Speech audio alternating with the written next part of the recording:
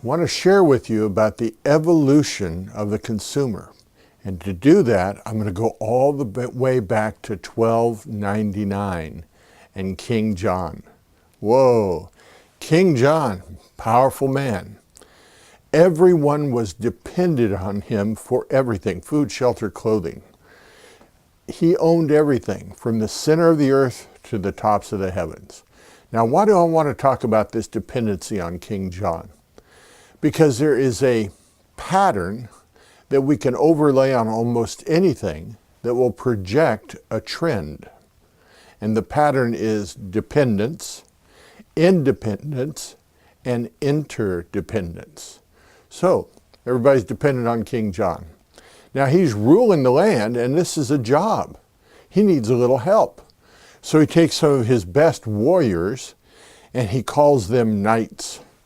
And they gather around, and he divides up his land so they have territories. Now, these territories are well defined. But you know what happens?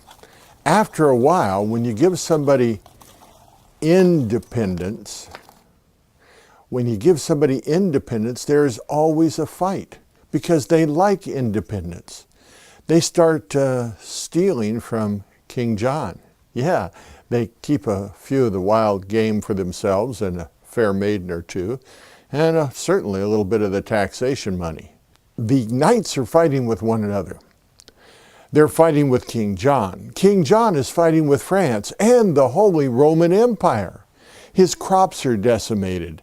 His people are dying. His coffers are bare. Things are a mess, and when it's the knights that get together, and the knights say, you know, united we stand. That takes them into a new area, that of interdependence. And they called King John, and they said, come on, meet with us at Runnymede. We're going to work this out and have a beer. And King John said, nope, I ain't going. And they said, okay, we'll have to kill you. Whoa.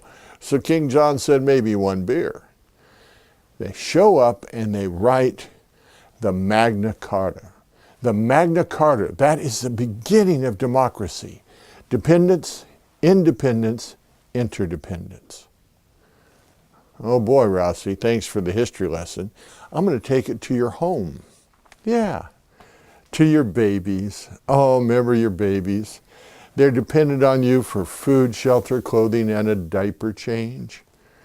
Everything is fine until they become a teenager. Now, it used to be you couldn't be a teenager until you were 13. Well, Madison Avenue now markets to your babies at 8 years old as teenagers. Oh, scary, isn't it? Now, when they become teenagers or they become independent, they go a yard further than they're supposed to. They stay out a little bit longer. There's a fight that ensues. It's like I came home one night and my mom said, what's the matter you? You're no good bum. You go out, you drink of the liquor, you drive the car too fast. I said, Mom, cut it out. You're not even Italian. But the kids fight. You know this because did you ever have a teenage girl that got a driver's license? Whoa, who is this child? Anybody out there have teenagers at home still?